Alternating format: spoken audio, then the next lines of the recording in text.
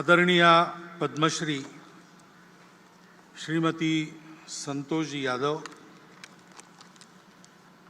विदर्भ प्रांत के माननीय संघचालक जी, नागपुर महानगर के माननीय संघचालक जी, नागपुर महानगर के माननीय सहसंघचालक जी, श्रद्धेय संतवृंद, उपस्थित नागरिक सज्जन, माता भगिनी एवं आत्मीय स्वयंसेवक बंधु,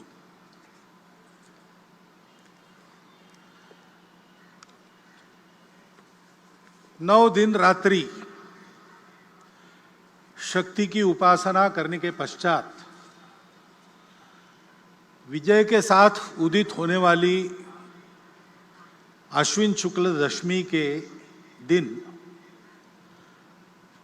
हम अपने इस विजयादशमी उत्सव को संपन्न करने के लिए यहाँ पर उपस्थित हैं। शक्ति सारी बातों का आधार है। शक्ति शांति का भी आधार है। शुभ कामों को करने के लिए भी शक्ति चाहिए।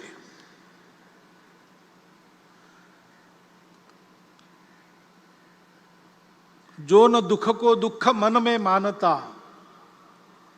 धूल सुख की खोज की ना छानता, मोह आकर्षण भरे इस विश्व में राह अपने ध्येय की पहचानता, दूसरों के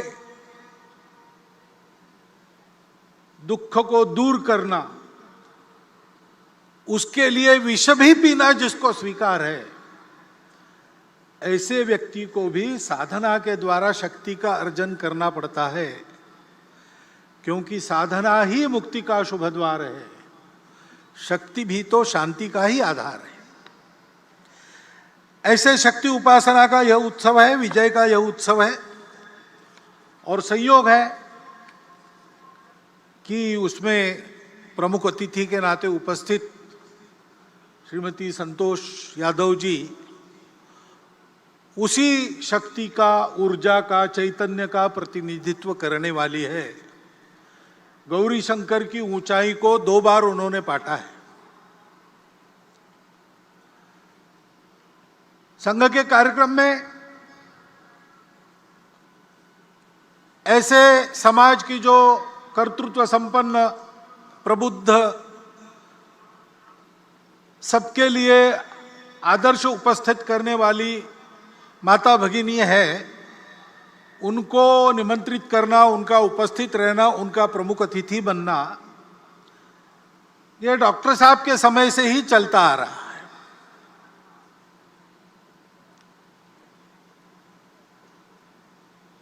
श्रीमती अनुसुयाबाई काले हमारे कार्यक्रम में आ चुकी है। उस समय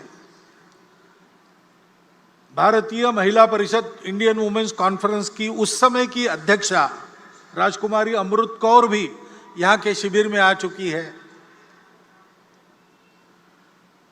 दिसंबर 34 में शिविर हुआ था, उसमें भी अध्यक्षता ऐसी एक महिला ने की थी, और तब से चलता आ रहा है। इमरजेंसी के बाद अकोला शहर के भी एक उत्सव की अध्यक्षा, मैं वहां प्रचारक था उस समय, तो कुमुत्ताई रांगणेकर जी, औरंगाबाद की रहने वाली, उन्होंने विजयादशमी उत्सव का प्रमुख अतिथि पद भूषित किया था। क्योंकि संपूर्ण समाज को संगठित करना है, तो समाज तो दोनों से बनता है। हमारे यहां यह दृष्टि है, पुरुष श्रेष्ठ की महिला श्रेष्ठ, ऐसा वाद हम नहीं करते, क्योंकि हम ये जानते हैं कि दोनों के बिना समाज नहीं बनता, दोनों के बिना सृष्टि नहीं होती। ये दोनों परस्पर पूरक है। ये हमारी भारतीय दृष्टि है। दोनों का काम है और दोनों का काम परस्पर पूरक है। इसलिए व्यक्ति निर्माण का काम करने वाली शाखाएं तो संघ की अलग, राष्ट्र सेविका समिति की अलग, महिलाओं के लिए उनकी चलती है, पुरुषों के लिए हमारी चलती है। लेकिन समाज के बाकी सारे कामों में पुरुष महिला एकत्र मिलकर काम करते हैं, यह चलते आ रहा है। डॉक्टर साहब के समय की जो परिस्थिति थी, उस समय व्यक्ति निर्माण के काम के लिए 2 संगठन हो गए, लेकिन बाकी सभी कामों में सब मिलकर काम करते हैं, क्योंकि ये पूरकता की दृष्टि है। संपूर्ण समाज का संगठन करना है तो संख्या की दृष्टि से आधा भाग हमारे समाज का मातृशक्ति का है, उसकी उपेक्षा नहीं की जा सकती। उनको भी सशक्त करना पड़ेगा। हमारे यहां उनको माता मानते हैं, वत्सलता उनका गुण है, जगत जननी के रूप में उनकी कल्पना करते हैं। लेकिन ऐसी कल्पना करते करते क्या हमको विस्मृति हो गई पता नहीं, हमने उनकी सक्रियता के दायरे को सीमित कर दिया। और बाद में जो विदेशी आक्रमण हुए, उन आक्रमणों की परिस्थिति में उनकी सुरक्षा के नाम पर इस बंधन को एक वैधता प्रदान हुई। आक्रमण की परिस्थिति चली गई, लेकिन बंधन हमने कायम रखे, उनको कभी मुक्त नहीं किया। उनको जगत जननी मानना ठीक है, लेकिन इसका मतलब उनको पूजा घर में हम बंद करके रखे, बाहर ना आने दे, यह ठीक नहीं है। एक तो उनको जगत जननी मान के पूजा घर में बंद करते, अथवा द्वितीय दर्जे का मानकर घर में बंद करके रख देते। ये दोनों अतिवादिताओं को छोड़कर मातृशक्ति को सशक्त बनाना, प्रबुद्ध बनाना, उनको बराबरी के अधिकार से सार्वजनिक कार्यों में, परिवार के कार्यों में सर्वत्र निर्णय की स्वतंत्रता और निर्णय में बराबरी की साझेदारी देते हुए सक्रिय करना, इसकी आवश्यकता है। 2017 में विविध संगठनों में काम करने वाली और हमारी महिला कार्यकर्ताओं ने सारे भारत का एक बहुत बड़ा मातृशक्ति का सर्वे किया था। सब प्रकार की महिलाएं उसमें उन्होंने सर्वे में ली थी, यानी सन्यासिनियों से लेकर तो बड़े बड़े उद्योग चलाने वाली महिलाओं तक सबको उसमें लिया था। भारतवर्ष में महिलाओं का इतना समग्र सर्वेक्षण ये पहली बार हुआ है। वो सर्वे प्रसिद्ध भी हुआ, उस सर्वे को सरकार के पास भी दिया गया। दिल्ली में ही उसका लोकार्पण निर्मला जी सीतारामन जी के हस्ते हाथ में हुआ था, मैं था वहां पर। उस सर्वे के निष्कर्ष भी यही है, जो सब पुरुष कर सकता है मातृशक्ति कर सकती है। मातृशक्ति जो सब कर सकती है वो सब काम पुरुष नहीं कर सकते, इतनी उनकी शक्ति है। और इसलिए उनको इस प्रकार प्रबुद्ध बनाना, सशक्त बनाना, उनका सशक्तिकरण करना, उनको काम करने की स्वतंत्रता देना और कार्यों में बराबरी की सहभागिता देना। दुनिया भर में जो व्यक्तिवादी और स्त्री मुक्तिवादी आंदोलन चलते हैं, उनके 5वें फेज के बाद अब 6वां फेज चल रहा है, उसमें वो भी अपने दृष्टिकोण को अनुभवों से मोड़कर इसी रास्ते पर आ रहे हैं। और इसलिए उस मातृशक्ति के जागरण का महत्वपूर्ण काम अपने परिवार से प्रारंभ करते हुए सार्वजनिक कार्यों में, संगठन संस्थाओं में भी उसको लागू करते हुए हमको समाज के पास ले जाना पड़ेगा, क्योंकि बिना उनके सहभाग से पूर्ण समाज की संगठित शक्ति खड़ी नहीं होगी। और पूर्ण समाज की संगठित शक्ति जब काम करने लगेगी, तब अपने देश के नवोत्थान के सारे प्रयास पूर्ण सफल होंगे, तब तक नहीं होंगे। आज हम उस नवोत्थान की आहट देख रहे हैं। हमारी प्रतिष्ठा दुनिया में बढ़ गई है, हमारी विश्वासार्हता बढ़ गई है। जिस प्रकार से हमने श्रीलंका के संकट में उसकी सहायता की,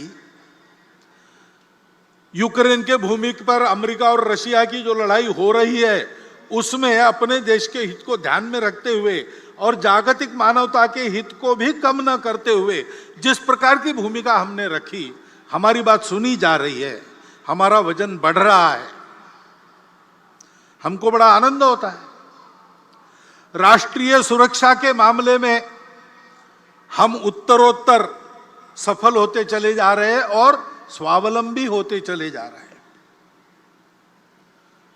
कोरोना की विपदा से बाहर आने के बाद अब हमारी अर्थव्यवस्था धीरे धीरे पूर्व स्थिति पर आ रही है और वो आगे जाएगी, ऐसी भविष्यवाणी दुनिया के सभी अर्थतज्ञ कर रहे हैं। खेल के क्षेत्र में भी नीतियों में जो अच्छा परिवर्तन आया है वो तो है ही, लेकिन हमारे खिलाड़ी ओलंपिक्स में और पैरा ओलंपिक्स में भी अपनी कर्तृत्व को दिखा रहे, विजय प्राप्त करके देश का नाम रोशन कर रहे। अभिमान से हमारा सीना फूल जाता है। अभी अभी दिल्ली में कर्तव्य पथ का उद्घाटन हुआ, लोकार्पण हुआ। उसमें प्रधानमंत्री जी के भाषण में उन्होंने अपने देश के नवोत्थान के इस उदय काल के दृश्य को स्पष्ट किया है।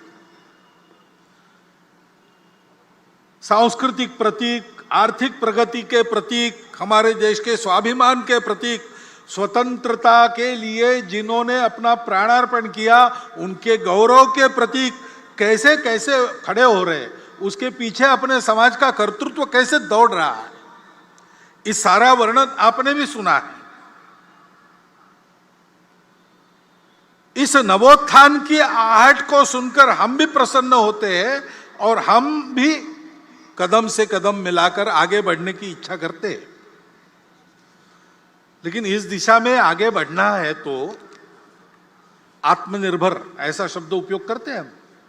आत्मनिर्भर भारत की आहट हो रही है, लेकिन हमारी आत्मा क्या है उसकी स्पष्ट जानकारी चाहिए, गोलमोल नहीं चलेगा। क्योंकि आत्मनिर्भरता के पथ का प्रकाश वो आत्मा ही देती है। तो हम क्या है, हमारी आत्मा क्या है, इसकी जानकारी स्पष्ट, और शासन, प्रशासन, समाज, नेतृत्व, कार्यकर्ता, इन सब में समान प्रकार की होनी चाहिए। ऐसा होने से हमारा पथ स्पष्ट होता है। क्योंकि ये प्रगति का पथ सीधा तो नहीं होता है, कोई भी पथ सीधा नहीं होता है, क्योंकि उसको परिस्थिति से जाना पड़ता है और परिस्थिति जैसी है वैसा ही जाना पड़ता है। यहां से मैं निकलूंगा उत्तर दिशा में जाने के लिए, डॉक्टर हेडगेवार भवन कार्यक्रम के बाद मुझे जाना है, लेकिन मुझे जाना पड़ेगा पहले दक्षिण में, बाद में मैं पश्चिम की ओर मुड़ूंगा और फिर उत्तर की ओर जाऊंगा, क्योंकि रास्ता वैसा है। तो ये लचीलापन तो रखना पड़ता है। मुझे उत्तर में जाना है, बीच में पहाड़ हो, खाई हो, कुछ भी हो, मैं दिशा नहीं बदलूंगा। ऐसा करेंगे तो संकट में पड़ जाएंगे, कदाचित पहुंच नहीं सकेंगे। तो रास्ता निकालने वालों को लचीलापन धारण करना पड़ता है, लेकिन लचीलेपन की मर्यादा भी ध्यान में तब आती है जब अपने स्व की, अपने आत्मा की ये जानकारी, ये कल्पना अपनी स्पष्ट हो और सबकी समान हो। क्योंकि सबकी समान कल्पना ऐसी होने के बाद एक विश्वास रहता है। उस विश्वास के कारण आपसी समझदारी बनती है, लचीलेपन के कारण अविश्वास नहीं आता है। तो परस्पर समझदारी, विश्वास का भी वातावरण बनता है। और जिनको लचीला होना पड़ता है उनको कितना लचीला होना है और कितना नहीं होना है, पैर कहां पक्के जमाने हैं और शाखा पल्लव कैसे कैसे हवा में मोड़ने हैं, इसकी समझदारी प्राप्त होती है। तो उसके कारण संपूर्ण समाज में एक सहचित्तता का वातावरण बनता है और उस सहचित्तता के कारण प्रगति होती है। प्रत्येक व्यक्ति के और सामूहिक रूप से हमारे समाज के राष्ट्रीय चरित्र का ये महत्व का घटक है, सहचित्तता। इसलिए हमारे संगठन मंत्र में उसको स्थान है। समानो मंत्र समिति समानी, समानम मनः सहचित्तमेषाम, समानम मंत्र अभिमंत्रमेवा। सब समान कहा है, चित्त अलग अलग हो सकता है, इसलिए वहां साथ मिलकर चलने का निश्चय यानी सहचित्तता, इसको बताया है। उस सहचित्तता के वातावरण में सबको साथ लेकर हमको चलना है। और जैसा मैंने कहा, चलना है तो चलते समय कठिनाई आती है, बाधाएं आती है। दो प्रकार की बातों से साधारणतः सावधान रहना पड़ता है। पहली बाधा तो हम खुद रहते हैं। गतानुगतिकता स्वभाव की वो बाधा उत्पन्न करती है। रूढ़ि प्रियता के कारण वो बाधा आती है। समय बदलता है, समय के साथ बहुत कुछ बदलता है। समय के साथ मनुष्य का ज्ञान भी बढ़ता है और अज्ञान के कारण कुछ बातों की समझ जो थी वो समाप्त होती है, उसके जगह दूसरी नई समझ आती है। उसके अनुसार चलना पड़ता है, लेकिन रूढ़िबद्धता इस बात को रोकती है। और उसके अनुसार चलना तो है, लेकिन बदलकर चलने के चक्कर में बहुत कुछ पहले अनुभव से जो चलते आ रहा है उसमें जो शाश्वत होता है, जैसे हमारी अतिथि महोदया ने बार बार सनातन संस्कृति का उल्लेख किया, वो जो सनातन शाश्वत संस्कृति के मूल्य है उनको छोड़ने से काम नहीं चलता। उसी बुनियाद पर नया युगानुकूल देशानुकूल प्रतिमानक कौन सा होगा, ऐसा विचार करके चलना पड़ता है। तो नित्य नूतन होना पड़ता है, लेकिन चिर पुरातन भी रहना पड़ता है। सनातन और नित्य नूतन ये साथ चलते हैं। बिना सनातन के नित्य नूतनता भटका देती है, कटी पतंग हो जाती है। और बिना नूतनता के, वो अंग्रेजी कविता प्रसिद्ध है, old order changeth yielding place to new, lest one good question should corrupt the world. परिवर्तन ये दुनिया का नियम है, उसके साथ चलना पड़ता है, लेकिन उसके साथ चलते चलते भटक न जाए, इसलिए सनातन पर पैर पक्के रखने पड़ते हैं। ये करने से मन की गतानुगतिकता हमको रोकती है। हमको उससे बाहर आकर अपने उस सनातन संस्कृति के मूल्यों का युगानुकूल देशानुकूल अभिव्यक्ति करने वाला रूप क्या है, संपूर्ण दुनिया से जो आता है उसमें भी लेने लायक क्या है, उसको देशानुकूल कैसे बनाते, ऐसा विचार करना पड़ेगा। दूसरे प्रकार की जो बाधा है, सनातन मूल्यों का क्षरण न हो, ये देखकर चलते समय और भी एक बाधा है, वो बाहर से आती, जो भारतवर्ष की प्रगति को होने नहीं देना चाहते। उसलिए भारतवर्ष के समाज में किसी प्रकार का सद्भाव सामंजस्य जो नहीं चाहते, जिनके स्वार्थों को मार मिलेगी ऐसा उनको डर लगता है, ऐसा होने से वो सारी शक्तियां बाधा उत्पन्न करती है। अब उनके साधन भी होते हैं, अपना स्वार्थ साधने के लिए असत्य विमर्श पैदा करते हैं, गलत विमर्श पैदा करते हैं, हमको भटकाने के लिए, हमारे मन में द्वेष उत्पन्न करने का प्रयास करते हैं, हमारे बीच दूरियां बढ़ाने का प्रयास करते हैं। ऐसे सतत उनके प्रयास चलते हैं जिससे इस देश में एक आतंक का वातावरण हो, कलह बढ़े, देश में एक प्रकार से अराजकता हो जाए, नियम कानून के प्रति सम्मान न रहे, किसी को और कोई बंधन न रहे, डर न रहे, अनुशासन न रहे। इस प्रकार की कार्रवाइयां उनकी चलती रही है, वर्णन करने का जरूरत नहीं, हम सबको पता है, हम सब उसको अनुभव कर रहे हैं। और हम उनको पैठ दे इसलिए वो हमसे नजदीकी जताते हैं, जाति के नाम पर, पंथ संप्रदाय के नाम पर, अपने निहित स्वार्थों के नाम पर भी हमारे हमदर्द बनकर आते हैं। उनके इस चंगुल में फंसना नहीं। राष्ट्र विरोधी ऐसी बातों का निर्भयता पूर्वक और निर्मोही होकर अपने पराये का विचार न करते हुए हमको निषेध ही करना पड़ेगा, प्रतिकार भी करना पड़ेगा। शासन प्रशासन इनको नियंत्रित या निर्मूल करने का जो प्रयास करता है उसमें उनके सहयोगी बनना पड़ेगा। ये कार्रवाइयां चल रही है, भोलेपन से समाज उसमें फंसे नहीं। एक बहुत पुराना मराठी भावगीत मुझे याद आता है, शायद लता जी ने ही गाया है। उसमें यह कहा गया है, वाढवीत भेद भावा दुष्टतोचा फिरतो कावा।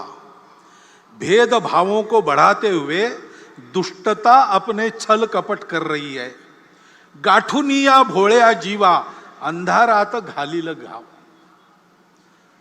अंधेरे में आघात करेंगे लोगों के भोलेपन का लाभ उठाकर। चित्त नित्य सावध ठेवा, नित्य सावधान रहो। एक लक्ष्य लाओ न डोळे, एक लक्ष्य के तरफ अपनी नजर गड़ा के रखो, उस लक्ष्य का भान रख के सावधान रहो।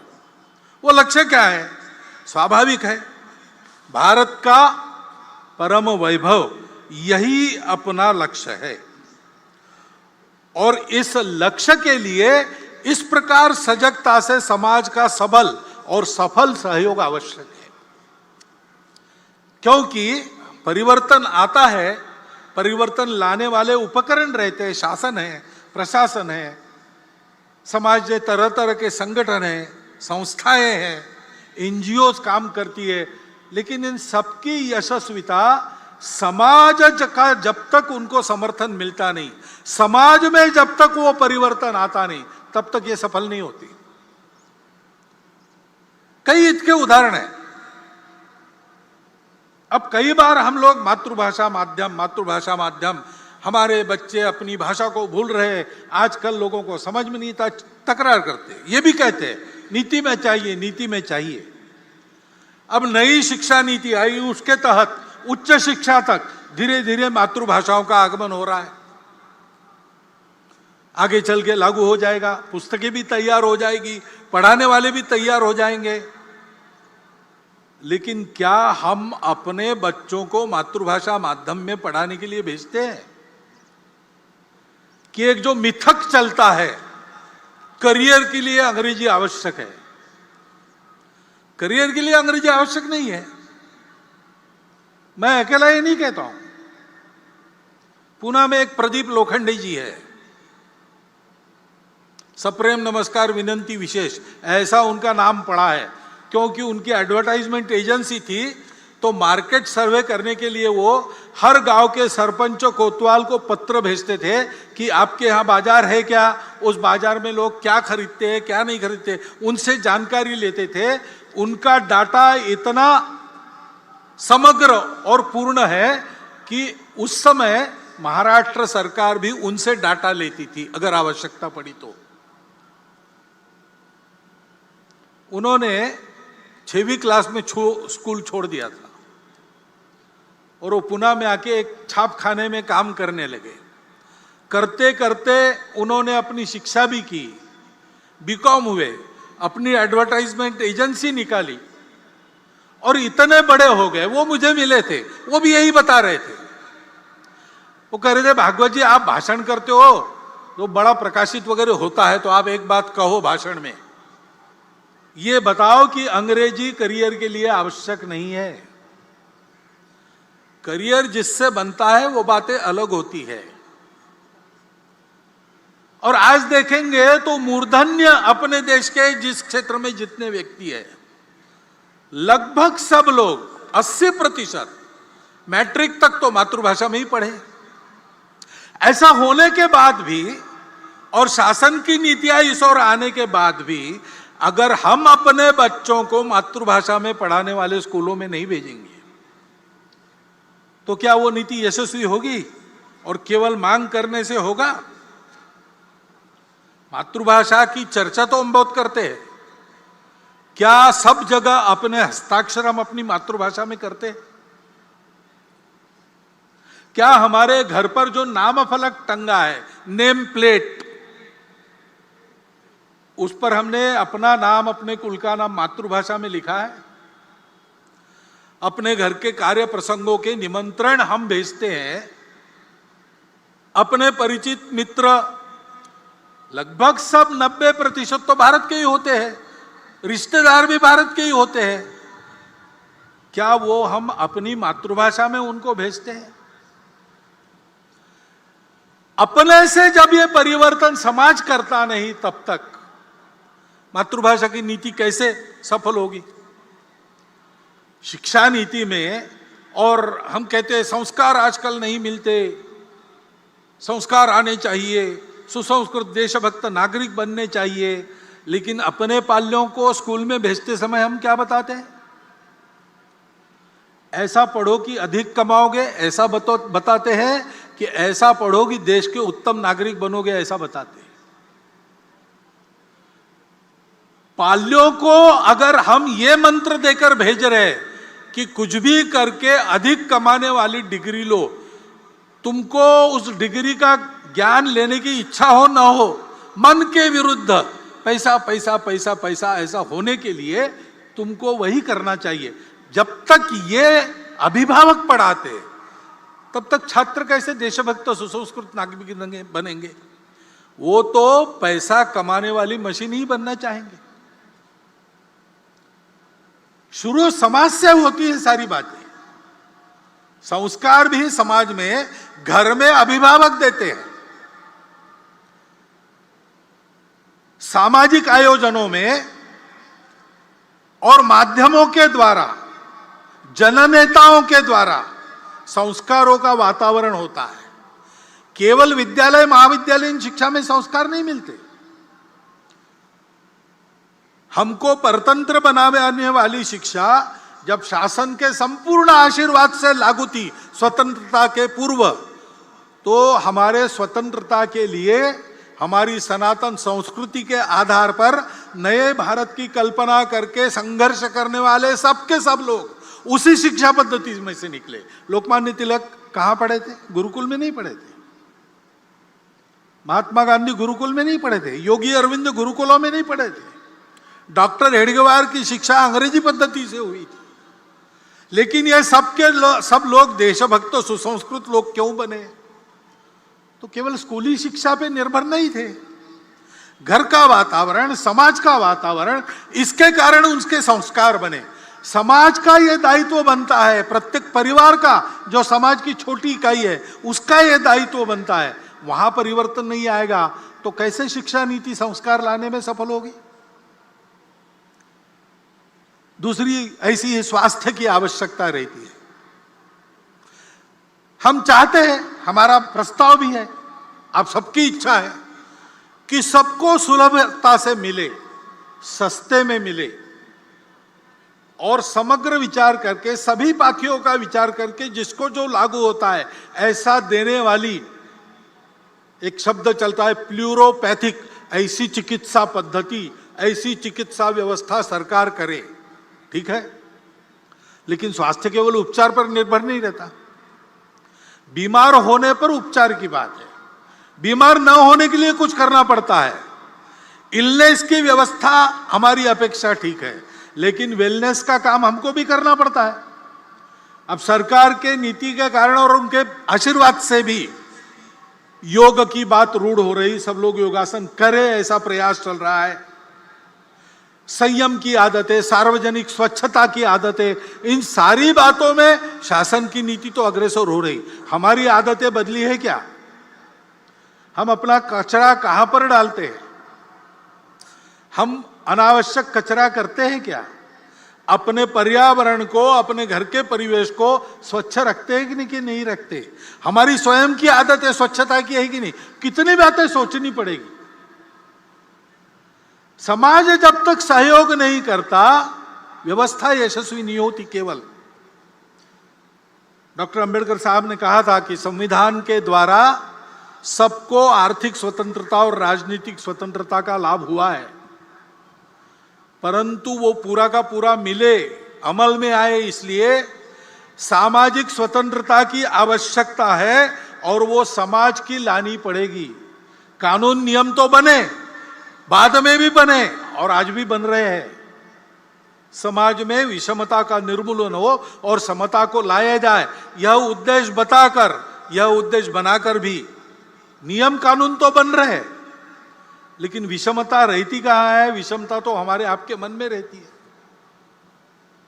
ऊपर ऊपर का इलाज होने से क्या होगा? अंदर तो नासूर सड़ता रहेगा। और इसलिए मन से उसका निर्मूलन होना चाहिए, समाज मन से विषमता चली जानी चाहिए। उसके लिए हम सबको काम करना पड़ेगा।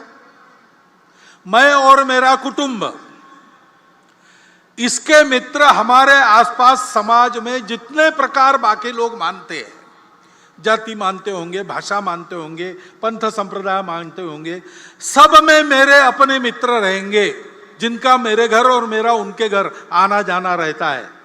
सब वर्गों में ऐसे कुटुंब हमारे कुटुंब के मित्र रहेंगे, जिनके यहाँ हमारा आना जाना, उनका हमारे यहाँ आना जाना, उठना बैठना, खाना पीना, ऐसे संबंध है। और सामाजिक स्तर पर कम से कम मंदिर, पानी, स्मशान सबके लिए एक हो। छोटी मोटी बातों को लेकर आपस में झगड़ा ना हो। ये घोड़ी चढ़ सकता और वो घोड़ी नहीं चढ़ सकता, ऐसी मूर्खतापूर्ण बातें अब समाज के आचरण से चली जाए, इसका प्रयास करना पड़ेगा।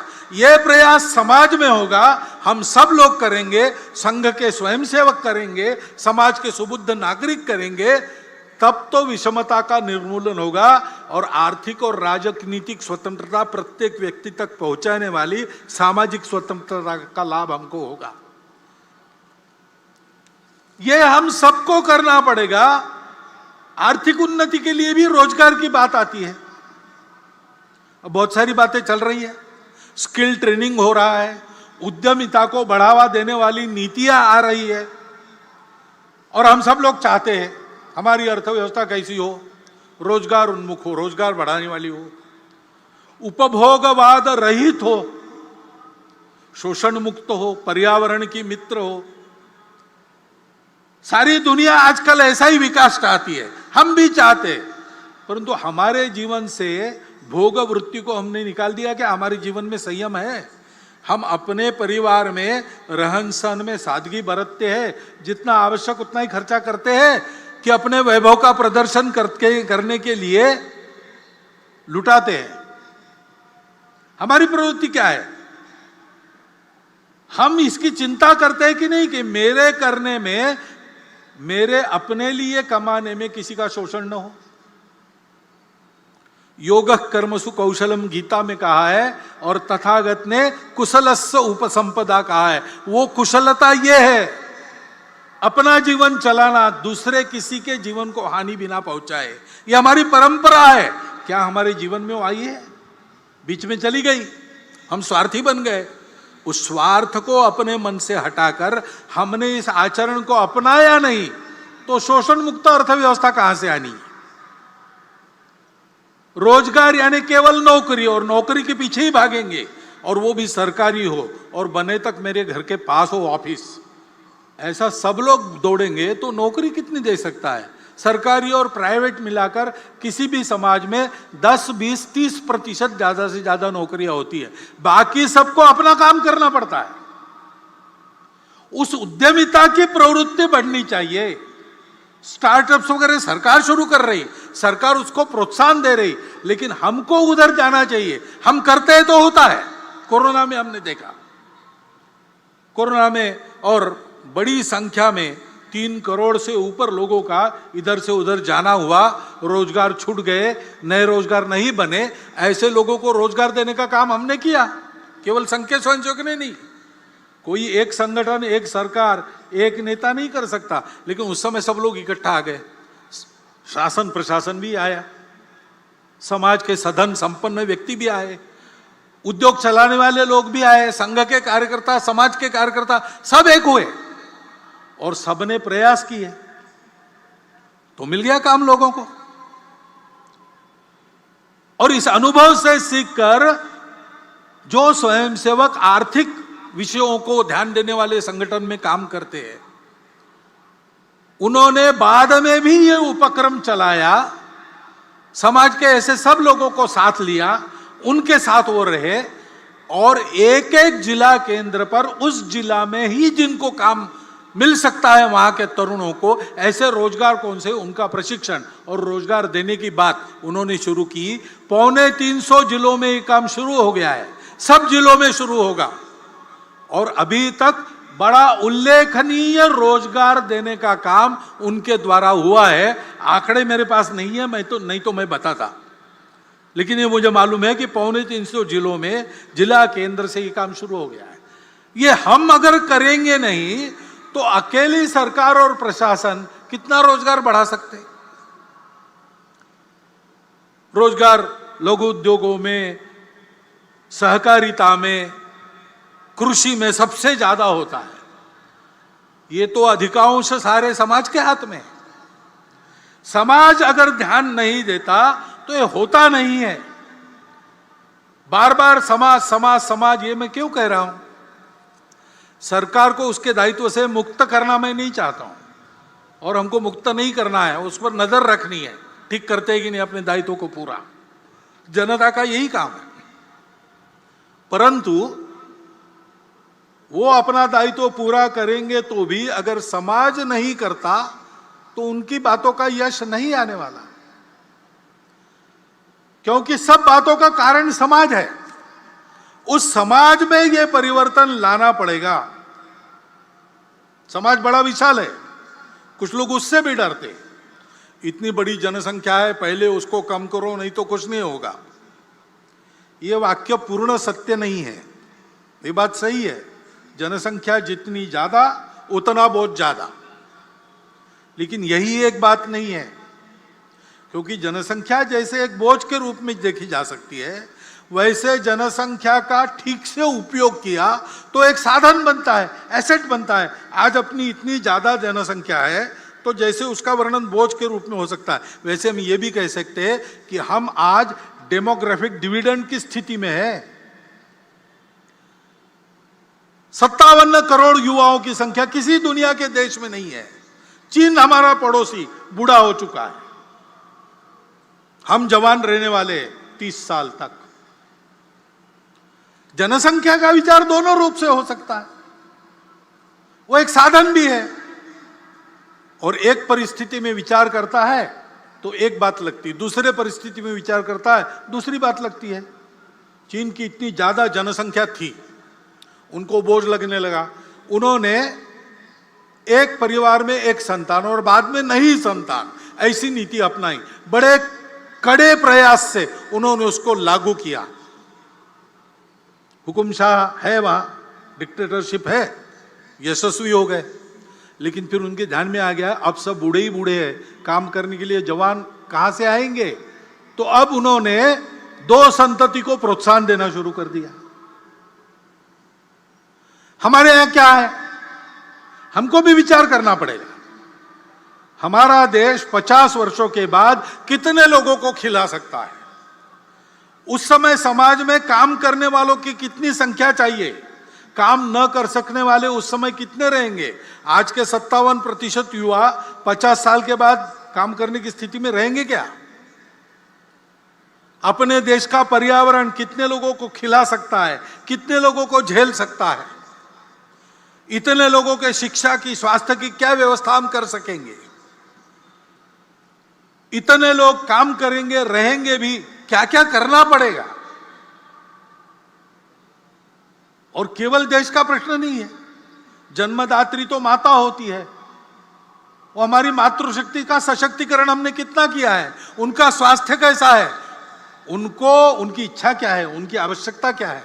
परिवार की भी आवश्यकता होती है, परिवार का भी विचार क्या है? यह एक समग्र विचार करके एक नीति बनानी पड़ती है।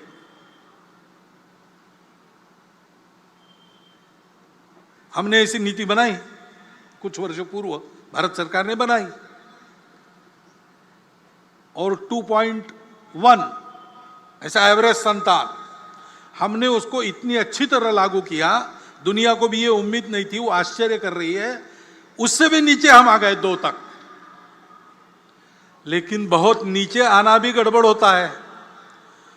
क्योंकि घर के बच्चों को सामाजिक व्यवहार का प्रशिक्षण परिवार में मिलता है। परिवार में संख्या चाहिए, अपने बराबरी के भी 2-3 लोग चाहिए, ऊपर के भी चाहिए, नीचे के भी चाहिए। तो सबसे बात कैसे करना, सामाजिक संस्कार कैसे होता है, अपने अहंकार को कैसे संयमित करना पड़ता है, ईगो मैनेजमेंट कैसी करनी पड़ती है, ये सारी बातें सीखनी पड़ती है। उसके लिए परिवार की संख्या भी चाहिए। और जनसंख्या बहुत कम हो गई तो फिर बढ़ना बंद होता है, तो समाज के समाज लुप्त हो जाते हैं, भाषाएं लुप्त हो जाती है। कितनी भाषाएं दुनिया की बोलने वाले नहीं रहे, भाषाएं समाप्त हो गई। और इसलिए ऐसा समग्र विचार करना चाहिए। और ये भी हम देखते हैं कि जनसंख्या में प्रमाण का भी संतुलन चाहिए। हम भुगते हैं, जनसंख्या का असंतुलन हुआ तो 50 साल पहले उसके गंभीर परिणामों को हमने भुगता। और केवल हमारा ऐसा हुआ ऐसा नहीं, आज की तारीख में पूर्व तिमोर नाम का एक नया देश बना, दक्षिण सूडान नाम का नया देश बना, कोसोवो बना। जनसंख्या में पंथ संप्रदाय के प्रमाण में अंतर आने से नए देश बन गए, देश टूट गए। यह असंतुलन जन्मदर एक भाग है उसका, लेकिन जोर जबरदस्ती या छल कपट से, लालच से मतांतरण, यह सबसे बड़ा फैक्टर है। और जहां सीमा पार से घुसपैठ होती है, वहां घुसपैठ से भी यह होता है। उस संतुलन का भी ध्यान रखना देश हित की दृष्टि से अनिवार्य बात है। और इसलिए जनसंख्या की एक समग्र नीति बने, वो सब पर समान रूप से लागू हो। एक बार बनने के बाद किसी को छूट न मिले और समाज इसको स्वीकार कर ले, इसलिए उसके लिए मन बनाकर उसको लाया जाए, इसकी आवश्यकता है। क्योंकि फिर से समाज में अगर उसको नहीं माना तो नीति क्या करेगी? समाज स्वीकार करता है, अगर लाभ देने वाली बात है, स्वार्थ की बात है, समाज सहर्ष स्वीकार करता है, उसको लिए समझाना नहीं पड़ता। लाभ दिखता है या 3 साल के बाद, 5 साल के बाद, 10 साल के बाद बच्चों को मिलने वाला है, ये अगर पक्का है, समाज उसको स्वीकार करता है। लेकिन जहां देश के लिए छोड़ना पड़ता है, हमको नहीं मिलेगा किसी और को मिलेगा, जलना बंद करके देना पड़ता है, वहां समाज में सहयोग दिखता है कि प्रतिरोध दिखता है? सवाल बात है। जो ऐसा त्याग करना पड़ता है, जो ऐसी तपस्या करनी पड़ती है, उसको भी समाज स्वीकार करे। इसलिए स्व की जागृति का महत्व है, क्योंकि समाज यानी हम है। एक मैं यहां हूं, लेकिन मेरा समाज, हमारी सबकी एक समान पहचान है। वो हमारी समान पहचान कौन सी है? सौभाग्य से भारतवर्ष में इतनी सारी भाषाएं हैं, इतने सारे पंथ संप्रदाय है। विदेशों के आक्रमण के कारण भी कुछ संप्रदाय हमारे यहां बन गए, हमारे ही लोग उस संप्रदाय में हैं। उनकी पूजाएं पंथ संप्रदाय विदेशी है, वो यहां के हैं। कुछ दशकों पूर्वज उनके वही थे जो हमारे। इतने सारे खान पान रीति रिवाज है, इतने प्रांत है, इतने सारे प्रकार है लोगों के, तो स्वार्थ भी अलग अलग हो जाते हैं। फिर भी सदियों से हमारा राष्ट्र जीवन का एक सनातन अक्षुण्ण प्रवाह चला है। भारत का अस्तित्व सदा रहा है, व्यवस्थाओं की भी विविधता रही, राज्य भी अनेक रहे, लेकिन सदैव भारत रहा, भारत एक रहा। पूरे भारत की प्रशस्ति रामायण में है, पूरे भारत की प्रशस्ति बाद के महाभारत में है, पूरे भारत की प्रशस्ति कालिदास में ने भी लिखी है, गुरु नानक देव जी ने, श्रीमद शंकर देव जी ने, सुब्रमण्यम भारती ने, रविन्द्रनाथ टैगोर ने, सब लोगों ने, क्या समय था, कौन सी व्यवस्था थी, राज्य एक थे या अनेक थे, राज्य करने वाले अपने थे या विदेश के थे, बिना इसका विचार किए पूरे भारत का स्तुतिगान गाया है। हमारा देश उस समय से एक देश है, एक राष्ट्र है, क्योंकि इन विविधताओं को स्वीकार करने की बात हमारे समझ में बहुत प्राचीन समय में आ गई। हमारे पूर्वजों ने यह प्राप्त किया सत्य कि सारा अस्तित्व एक की अभिव्यक्ति है। उस एक को जान लो तो कभी फीका न पड़ने वाला शाश्वत सुख प्राप्त होता है, और इसलिए उसको प्राप्त करने के लिए उपभोग को छोड़ के चलना, ऐसा जीवन और वो प्राप्त करना, ये परम लक्ष्य, ऐसा तरीका सब अपना है, क्योंकि सब एक से, मैं जिससे बना हूं, मैं जिसको व्यक्त करता हूं, दूसरे जगह, दूसरे रूप में, दूसरे प्रकार से, दूसरे नाम से, दूसरे रूप में कोई और उसको वही प्रकट करता है, और इसलिए वो दिखता अलग है लेकिन मेरे से अलग नहीं है, वो मैं ही हूं। उसका सुख मेरा सुख, उसका दुख मेरा दुख। ये हमारे पूर्वजों ने पहचाना, संपूर्ण पृथ्वी को एक कुटुंब माना और संपूर्ण विश्व एक घर बने, इस प्रकार का लक्ष्य लेकर जीवन कैसे जीना, इसका आदर्श संपूर्ण दुनिया को देने के लिए एक समन्वय की संस्कृति बनाकर स्व के आधार पर इस राष्ट्र का निर्माण किया। वो संस्कृति, वो हमारे पहचान का पहला आधार है, वो हमारे राष्ट्रीयता का पहला आधार है, जिसको बार बार सनातन सनातन कहा हमारे प्रमुख अतिथि महोदया ने। वह हमारी चलती हुई भारतीय संस्कृति,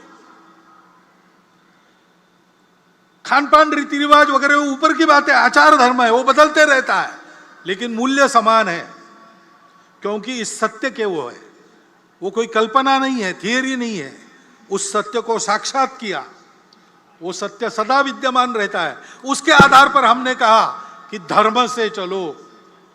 क्या धर्म है? सत्य, करुणा, शुचिता, तपस, बस 4 बातें। बाकी किसकी पूजा करना, किधर पैर करके सोना, कौन सा कपड़ा पहनना, कब क्या खाना पीना, आचार धर्म है, देश काल परिस्थिति के अनुसार बदलता है।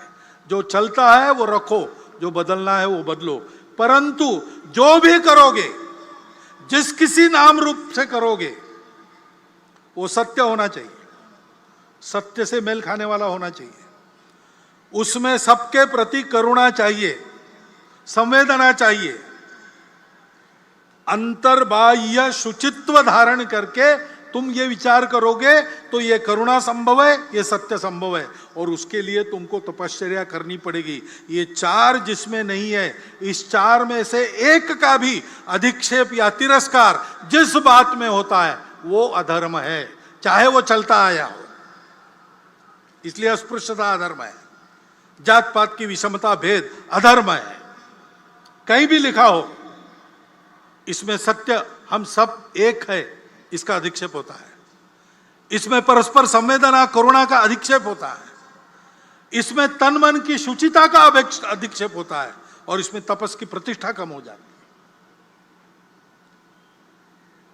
है। और कुछ नहीं, बस इतना चाहिए, बाकी आपकी मर्जी, इसके बाहर नहीं जाना। आपको कुछ छोड़ना नहीं पड़ता है, ना आपको अपनी पूजा छोड़नी पड़ती है, ना आपको अपना खान पान, रीति रिवाज, भेष, इसके इन 4 के अंदर रखो, कुछ नहीं छोड़ना पड़ेगा। सत्य, करुणा, तपस और शुचिता वैश्विक मूल्य है। सारे विश्व में मानव इसी के लिए जाना जाता है। ये नहीं है तो मानव को मानव भी पशु कहता है। इसके आधार पर हमने केवल ये बताया नहीं, सतत जीवन चला है, उस जीवन के आदर्श अपने पूर्वजों ने उपस्थित किए, धर्म के लिए जिए, धर्म के लिए बलिदान हुए। उन पूर्वजों की गौरव गाथाएं हम गाती है, वो हमकी प्रेरित करती है, हम उनके आदर्शों का अनुकरण करते हैं। 75 वर्ष स्वतंत्रता के लिए जिन्होंने अपने बलिदान किए, उनका रोज स्मरण कर रहे हैं आजकल हम। क्यों? वो इस भारत के लिए, उसके इस सनातन संस्कृति के मूल्यों के लिए लड़े, उसके लिए उन्होंने प्राणार्पण किया, उसके रखरखाव के लिए उन्होंने, उसके संवर्धन के लिए उन्होंने पसीना बहाया। उन पूर्वजों का गौरव हमारे मन में है, वो हमारे पूर्वज है, इनके हैं तो हम भारत के हैं, ऐसे वो है, वो हमारी पहचान का दूसरा आधार है, वो हमारा स्व है। और तीसरी बात है कि ये सब क्यों हो सका? क्योंकि हम भारत में थे। उस जमाने में भारत में हम सुरक्षित थे। चारों तरफ से, तीन तरफ से ऊंचे ऊंचे पर्वत, हिंदू कुश से लेकर आराकान तक, कौन आएगा? कोई नहीं आ सकता। हम अंदर सुरक्षित हैं। और तीन तरफ सागर, वहां से भी कोई आ नहीं सकता। और समृद्ध हमारी भूमि, सुजल सुफल मलयज शीतल, उसमें भरपूर है समृद्धि। जीने के लिए आपस में लड़ने की जरूरत नहीं, यहां सर्वाइवल का प्रश्न नहीं है। फिट जो है वो सर्वाइव करके, जो अनफिट है उसकी रक्षा करता है। इतनी समृद्धि है। और इसलिए हमको यह सत्य मिला, इस सत्य को खोजने की फुर्सत मिली, इस सत्य के तरफ हमको मोड़ने वाली परिस्थिति मिली। इसलिए हमको ये मिला, वो भारत माता वास्तव में हमारी जगत जननी भारत माता है देह विश्व, आत्मा है भारत माता, सृष्टि प्रलय पर्यंत अमर यह नाता। क्योंकि बाकी किसी के पास वो जोड़ने वाली बात नहीं है, बाकी की किसी के पास ये चार मूल्य नहीं है, बाकी किसी के पास इतना गौरव संपन्न इतिहास परंपरा नहीं है। इस भूमि ने हमको अन्न जल तो दिया ही, पुष्ट तो किया ही, विश्व की प्रतिष्ठा दी और हमको अपना संस्कार दिया। वह मातृभूमि, उसकी भक्ति, ये हमारी पहचान का मुख्य आधार है, हमारे स्व का वो मुख्य आधार है। इन बातों को ध्यान में रखना चाहिए। इसके आधार पर समाज की जागृति हो, इसके आधार पर हम आगे बढ़े। इसी को हम हिंदुत्व कहते हैं। संघ का सारे समाज को यही आह्वान है, क्योंकि ये सारे समाज की विरासत है। भारतवर्ष की चतुसीमा में रहने वाला जो अपने आप को भारत का मानता है, उन सब की ये विरासत है। ये विचार हिंदू राष्ट्र का विचार है, ऐसा लोग कहते हैं, क्योंकि वो है हिंदू राष्ट्र का यही विचार है। इसलिए हम कहते हैं हिंदुस्तान हिंदू राष्ट्र है। इन बातों को मानने वालों का संगठन हम कहते हैं हम हिंदू संगठन करते हैं। हम किसी का विरोध नहीं करते, सर्वेशाम अविरोध चलता है। लोग हैं जो इसी को मानते, लेकिन इसको हिंदू कहने से कतराते या डरते हैं या विरोध भी करते हैं। नहीं चाहिए ये शब्द, लेकिन आशय यही है, हमको कोई कष्ट नहीं है उसका, हमारा उनके साथ कोई झगड़ा नहीं है। भारतीय शब्द का उपयोग करते, इंडिक शब्द का उपयोग करते, चलता है, अर्थ वही है। हम अपनी स्पष्टता के लिए इस शब्द पर पक्के रहेंगे, इसका उपयोग करेंगे और सत्य, करुणा, शुचिता और तपस के आधार पर संगठित शक्ति का निर्माण करेंगे। ऐसे आधार पर जो शक्ति खड़ी होती है वो कभी उपद्रवी शक्ति नहीं बनती, क्योंकि उसके साथ शील रहता है। प्रार्थना में है हमारे, अजय्यांच विश्वस्य देहीश शक्ति। हमने अजय्य शक्ति मांगी भगवान से, जिसको कोई जीत नहीं सकता ऐसी शक्ति मांगी, जिससे हम सबको जीते ऐसी शक्ति नहीं मांगी, क्योंकि हमको जीतना नहीं, हमको जोड़ना है। और इसलिए हमारी प्रार्थना में शब्द है, हमको कोई जीत ना सके, क्योंकि दुनिया दुष्ट है, वो जीतना चाहती है। उनसे ये मूल्य, उनका ये आचरण सुरक्षित रहे, इसको सारी दुनिया को देना है। इसलिए अजय्यांच शक्तिस्य, शक्ति ऐसी मांगी हम, विश्वस्य अजय्या शक्ति। और तुरंत मांगा है, सुशीलम जगत येन नम्रम भवेत्। जहां सत्य, करुणा, तपस, शुचिता है, वहां ये शक्ति शील के साथ आती है, और इसलिए वो सदा कल्याणकारी रहती है, दुर्जनों को धाक रहता है उसका। दुर्जन है। और जब ऐसे आतताई लोग, आतंकी लोग, दुर्जन लोग आक्रमण करते हैं तो आत्मरक्षा, आप्तरक्षा सबका केवल अधिकार नहीं, वो कर्तव्य बनता है। संपूर्ण समाज ने सत्य के पक्ष में ऐसे रक्षा के लिए संगठित होना चाहिए। लेकिन ये केवल आतंकियों के लिए, दुष्टों के लिए है। हम किसी को डराने वाले नहीं है। ना भय देत काहू को, ना भय जानत आप, ऐसा हिंदू खड़ा करने का हमारा प्रण है। वो काम हम करते हैं। हम विश्व में सर्वत्र और सबके साथ भाईचारा, भद्रता और शांति के पक्ष में हैं, सदा रहे। लेकिन लोग डराते, अरे संघ वाले मारेंगे, अरे हिंदू संगठन होगा ना तो सबको बाहर जाना पड़ेगा। यह हवा फैलाते हैं। ऐसा कुछ डर मन में है, और है इसलिए उसका निराकरण करने की इच्छा मन में लेकर तथाकथित अल्पसंख्यक समाज के कुछ बंधु पिछले वर्षों में हमसे मिलते रहे हैं, और हम भी मिले हैं। हमारे प्रमुख अधिकारी उनसे मिले हैं। आना जाना दोनों चल रहा है। ये कोई परसों नहीं हुआ, ये बहुत पहले से चल रहा है। भाव तो संघ का डॉक्टर साहब के समय से यही है, परंतु प्रत्यक्ष में शुरू हुआ श्री गुरुजी को डॉक्टर जिलानी मिले तब से, और तब से यह क्रम धीरे धीरे बढ़ रहा है। और ये बढ़े ऐसी हमारी इच्छा है संघ की, और संघ इस संवाद को कायम रखेगा। क्योंकि समाज को तोड़ने के प्रयास चल रहे हैं। अब कुछ दिन पहले उधर उदयपुर में, इधर अमरावती में और भी जगह बहुत जघन्य क्रूरता वाली घटनाएं हुई। क्या कारण था, क्या नहीं, उसकी चिकित्सा नहीं करते। जो हुआ वो बहुत क्रूरतापूर्ण हुआ। पूरा समाज विरोध में गया। हमेशा होता नहीं है, लेकिन इस बार मुस्लिमों के भी कुछ प्रमुख लोगों ने इसका विरोध किया, उसको गैर इस्लामिक बताया। अन्याय, असत्य, अत्याचार, आतंक के खिलाफ ऐसे ही खड़ा होना चाहिए। ये अपवाद न रहे। सभी समाजों के सज्जनों को ऐसा मुखर होना चाहिए। हिंदू समाज में ये मुखरता है। ऐसी घटनाएं घटती है तो कोई हिंदू भी आरोपित है, उसका भी निषेध करते, उसके खिलाफ बोलते हैं। कभी कभी गलतफहमी में हमको भी गाली खानी पड़ी है, हमको भी उत्तर देने पड़े। आज हम समाज के विश्वास पात्र है, समाज हमको चाहता है, लेकिन हम ऐसा कुछ करें तो हमारी टांग और कान पकड़ के खींचेगा समाज। हिंदू समाज ऐसा है, सबको ऐसा बनना चाहिए। जो गलत है, कितना भी प्रोवोकेशन हो, कितना भी उकसावा हो, कानून के मर्यादा में रहना चाहिए, संविधान की मर्यादा में रहना चाहिए। अपना आचरण उसके बाहर नहीं जाना चाहिए। वो हम सब ने मिलकर अपने ऊपर लाद लिया अनुशासन है, उसका पालन करना ही चाहिए।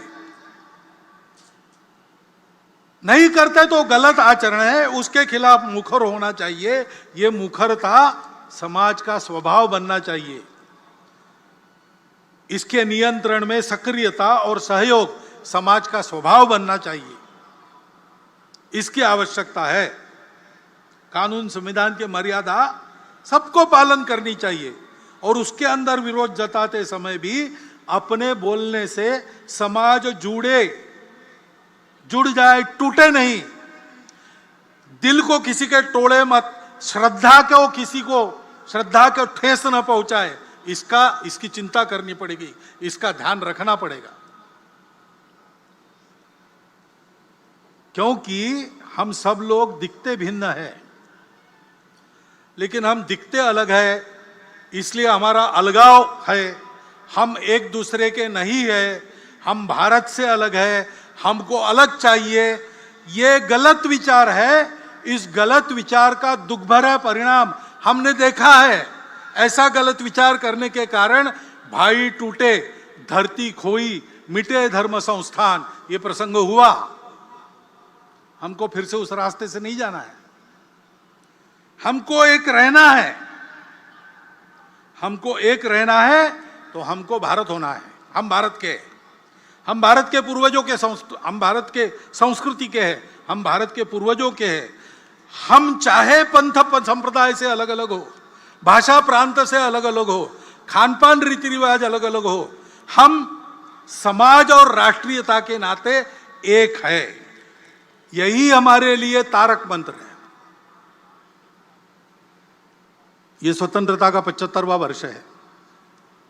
योगी अरविंद, उनका भी जन्मदिन 15 अगस्त का ही था। तो 15 अगस्त 1947 को उन्होंने एक संदेश दिया। उसमें उन्होंने 5 स्वप्न अपने बताए। पहला स्वप्न था स्वतंत्र अखंड एकात्म भारत। उन्होंने कहा कि स्वतंत्रता मिल गई और अपने संविधान के कारण सारे अलग अलग संस्थान एकत्र होकर एक देश बना, मुझे बड़ा अच्छा लगता है। परंतु पाकिस्तान हुआ, भारत का विभाजन हुआ, इसके कारण हिंदू मुसलमानों की खाई दूर होने के बजाय एक नई शाश्वत राजनीतिक खाई बन गई। ये गलत हो गया। जिस किसी मार्ग से जाना है उस विभाजन को जाना चाहिए, नहीं तो भारत की उन्नति, भारत की प्रगति और शांति और भारत का दुनिया में जो योगदान अपेक्षित है उसके मार्ग में ये सदा बाधा बनता रहेगा। दूसरी बात उन्होंने कही कि विश्व को एक करना मैं चाहता हूं, उसके लिए यूनो वगैरह जैसी संस्थाएं बन गई द्वितीय महायुद्ध के पश्चात। ये अच्छी बात है, वहां जरा न्यायपूर्ण बात होनी चाहिए। भारत को उसको सशक्त करना पड़ेगा। और इसलिए तीसरा स्वप्न, भारत की आध्यात्मिकता का सारे विश्व में सर्व संचरण होना पड़ेगा और विश्व की मानवता पर अतिमानस का अवतरण होना पड़ेगा। यानी मानवता सामान्य रूप से उन्नत होनी पड़ेगी। इन 5 स्वप्नों को वो देखते थे। उन्होंने अपने पत्र में वो लिखा, संदेश में लिखा। और इसलिए कर्तव्य का जो संदेश उन्होंने उसमें लिखा है वो हम सबके लिए अतिशय मननीय और करणीय संदेश है। उसको मैं आपको पढ़ के बताता हूं। मूल अंग्रेजी में है पत्र, वो हिंदी में है, मैं करता हूं और बताता हूं।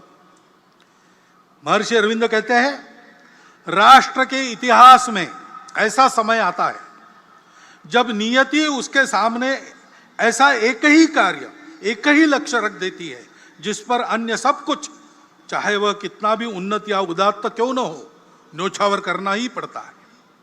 हमारी मातृभूमि के लिए अब ऐसा समय आया है जब उसकी सेवा के अतिरिक्त और कुछ भी प्रिय नहीं, जब अन्य सब उसी के लिए प्रयुक्त करना है। यदि आप पढ़ें तो उसी के लिए पढ़ो। शरीर, मन व आत्मा को उसके सेवा के लिए ही प्रशिक्षित करो। अपनी जीविका इसलिए प्राप्त करो कि उसके लिए जीना है। सागर पार विदेशों में इसलिए जाओगे कि वहां से ज्ञान ले आकर उससे उसकी सेवा कर सके। उसके वैभव के लिए काम करो। वह आनंद में रहे इसलिए दुख झेलो। इस एक परामर्श में सब कुछ आ गया। आज का समय देखते हैं तो आज भी हमारे लिए कर्तव्य का यही संदेश है। गांव गांव में सज्जन शक्ति, रोम रोम में भारत भक्ति, यही विजय का महामंत्र है। दसों दिशा से करे प्रयाण, जय जय मेरे देश महान। इस कर्तव्य पथ पर हम सब स्वयं सेवक आगे बढ़े, समाज भी हमारे साथ आगे आए, स्वतंत्र रूप से भी हमारे साथ चल सकता है। हम सब लोग साथ मिलकर चले और परम वैभवी भारत को विश्व गुरु बनाए। इस आवाहन के साथ मैं अपने 4 शब्द समाप्त